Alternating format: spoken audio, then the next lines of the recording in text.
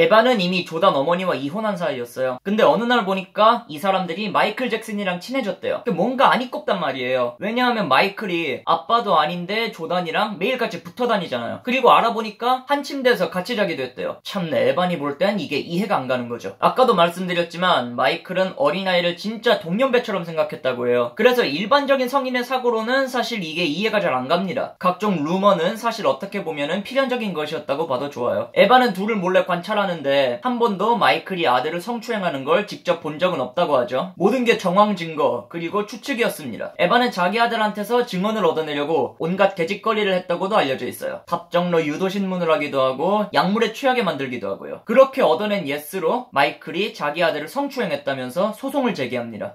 My deepest gratitude for your love and support. I am doing well and I am strong. There have been many disgusting statements made recently concerning allegations of improper conduct on my part. These statements about me are totally false. As I have maintained from the very beginning, I am hoping for a speedy end to this horrifying experience to which I have been subjected. It was a nightmare, a horrifying nightmare. But if this is what I have to endure to prove my innocence, my complete innocence, so be it. 이후에도 사실 마이클을 둘러싼 증언은 여러 개가 나왔어요. 다만 그 중에서 제가 믿는 거는 없다시피 하거든요. 그 이후에도 소송이 한 번 더 걸리지만은 지금 이 자리에서 제가 제 의견을 한 번에 말씀드리도록 할게요. 첫 번째로, 진짜 혐의가 있는 사람들은 보통 사건이 한 번 터지면은 굴비 엮이듯이 증언이 터져요. 예를 들어서 하비 와인스틴도 그랬고, 사후에 모든 증언이 나왔던 지미 세빌 같은 경우도 그랬고요. 근데 마이클은 어떻습니까? 휘말릴 때마다 그 시절에 어린이들이 나와서 계속 아니라고 싸워주고 있어요. 마이클은 진짜 순수한 사람일 뿐이다. 우리를 진심으로 대해주는 것 뿐이라고 항상 말을 하죠. 대표적인 예로는 나 홀로 집에에 나왔던 맥컬리 컬킨이 있고요. 마이클을 둘러싼 증언은 잊을만 하면 하나씩 나오는 편인데 그 중에는 타임라인이 안 맞는 사람도 있었고 애초에 거금을 요구한 게 드러난 사람도 있었습니다. 이 챈들러 사건의 경우에도 에반 챈들러가 마이클을 몰락시킬 거라고 전화통화한 내용이 유출된 바 있어서 그 사건의 진실성을 찾기가 조금 어려웠어요. 두 번째로, 법정에서 마이클은 이미 무죄 판결을 받은 사람이에요. 사후에 마이클 잭슨의 유족을 상대로 걸린 소송도 이미 기각이 됐고, 구설 때마다 마이클의 집은 그야말로 먼지 하나 안 나오게 털렸는데 막상 거기서 뭘 찾은 건 하나도 없었죠. FBI 문서에도 이 사실이 적혀 있습니다. 미국이 소아성애에 관해선 누구보다 엄격한 거를 잘 아실 거예요. 마이클처럼 루머가 많은 사람은 이 세상에 없었어요. 그 모든 말 중 믿을 수 있는 거는 결국 법정 판결뿐인데 거기서 마이클은 무죄였습니다. 이게 바로 제가 마이클을 소아성애와 연관짓지 않는 이유예요. 그렇지만 이 사건 이후로 마이클 잭슨의 명예는 사실상 아작이 납니다. 무죄 추정의 원칙은 연예인한텐 예외니까요. 한창 챈들러 사건이 논란일 때 잭슨과의 동생 라토야 잭슨이 거기에 기름을 붓거든요. 우리 오빠 소아성애자 맞아요. 라토야는 이것 때문에 잭슨과랑 거의 의절할 뻔했다고 알려져 있죠. 라토야는 먼 훗날 이 발언을 사과합니다. 돈 때문에 남편이 시켜서 그랬다고 고백을 한 거예요. 하지만 세상이 그걸 압니까? 마이클의 사회적 위치가 완전히 뒤바뀌는 순간이었어요. 근데 마이클은 결국 에반이랑 합의를 해요. 이게 1994년 1월의 일인데 이 합의는 오히려 마이클의 주변인들이 종용했다고 하죠. 처음에는 물론 끝까지 가겠다며 거절을 했지만 날이 갈수록 속이 썩어가고 몰골이 말라가는 게 보이니까 주변인들 속이 더 타들어간 거예요. 이러다 네가 먼저 죽는다. 그래서 마이클은 에반이 처음부터 요구한 합의금 2천만 달러에 준하는 금액을 주면서 그 소송을 마무리 짓게 됩니다. 경찰이 그 이후에 따로 진행한 수사도 결국 무혐의로 마무리가 되죠. 마이클은 당장의 위기를 넘긴 셈이에요. 그렇지만 이미 엎질러진 물은 주워 담을 수 없었습니다. 와코 제코 시절부터 떠돌던 그 루머들이 이번 사건으로 정점을 찍어버린 거예요. 안 그래도 소심하던 마이클이 이 사건을 시작으로 더욱 폐쇄적으로 변했다고 하죠. 매일 불면증이 시달렸대요. 사실 저도 어릴 때는 마이클 잭슨이 마냥 이상한 사람인 줄 알았으니까 본인 입장에서는 참 감당하기 힘들었을 거라는 생각이 듭니다. 그래서 그 다음 앨범 히스토리는 판매량이 뚝 떨어져요. 3천만 장을 가뿐하게 넘기다가 1,000만 장이 줄어버리죠. 이게 그간의 히트곡이랑 묶여서 사실상 베스트 앨범과 신보를 합한 앨범이었어요. 사실 생각해보면은 2배의 가격으로 그렇게 판 게 대단하기도 한데 아무튼 그렇습니다. 마이클이 이 사건으로 얼마나 한이 맺혔는지가 이 앨범에서 고스란히 드러나죠. 태블로이드 정키는 말 그대로 황색 언론을 까는 거고 DS는 소송 당시 자기를 수수한 검사 톰 스네던을 까는 거예요. 이 사람은 이후에 걸린 성추행 소송에서도 검사를 맡아서 마이클을 괴롭히는데 알몸수색도 이 사람이 시킨 거였고 인종차별자라는 논란이 있기도 했죠. They don't really care about us. All I wanna say is that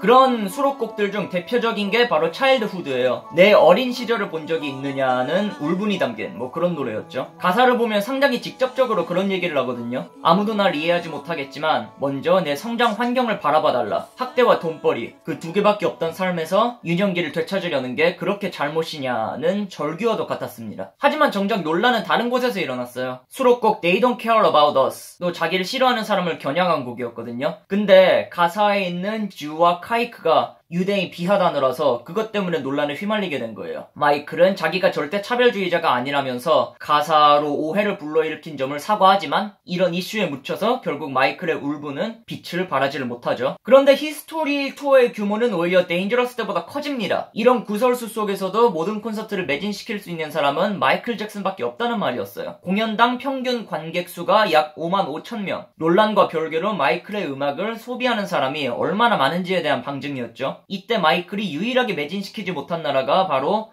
대한민국이었어요. 마이클은 히스토리 투어 때 한국을 처음으로 들렀습니다. 평화를 사랑하는 마이클이 이전부터 적극적으로 내한을 추진하다가 드디어 성과를 본 거였어요. 근데 사실 반대 운동이 엄청 많았다고 하죠. 종교단체와 인권단체가 각각 악마 숭상자, 그 다음에 성추행범의 내한이라면서 배를 째버린 거예요. 이 때문에 판매자들이 압박을 받고 하나둘씩 티켓 판매를 포기하는 사태가 일어나기도 했고 결국 기획사 직원들이 직접 발품을 팔아서 티켓을 팔았다고 하죠. 물론 마이클 잭슨의 내한 공연은 한국 최다 관객 동안 신기록을 세우기도 합니다. 하지만 마이클 잭슨 치고는 실패였죠. 기획사는 그 이후로 방해꾼들을 고소해서 결국 승소를 했어요. 우리나라 입장에서는 여러모로 문화 충격과도 같은 방안이었습니다. 한국에서 그 정도 규모의 콘서트는 처음이었으니까요. 또 그런 거를 사진 촬영 못하게 막은 공연도 처음이었다고 하죠.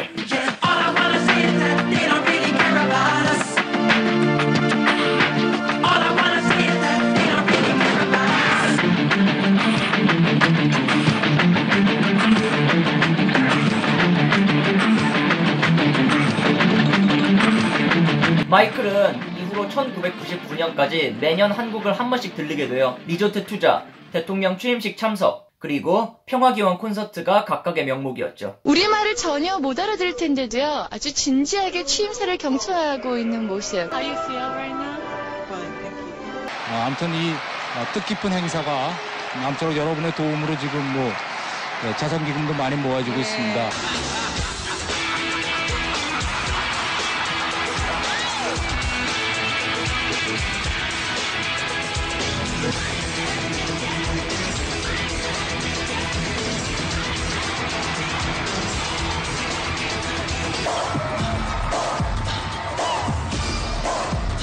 마이클은 세월이 거듭될수록 자기 얘기보다는 세계 정세에 더 많은 관심을 쏟았어요. 전기와 후기 앨범의 수록곡만 봐도 그런 경향이 바로 드러나요. 전기 앨범은 자전적인 얘기를 많이 다뤘다면 후기 앨범은 평화로 대표되는 세계적 이슈를 많이 다뤘습니다. 근데 정작 본인 인생은 계속 꼬였죠. 데인저러스 때부터 함께한 소니와의 관계도 이때 본격적으로 틀어지기 시작해요. CNN sources are now saying, multiple sources, that Michael Jackson is in a coma.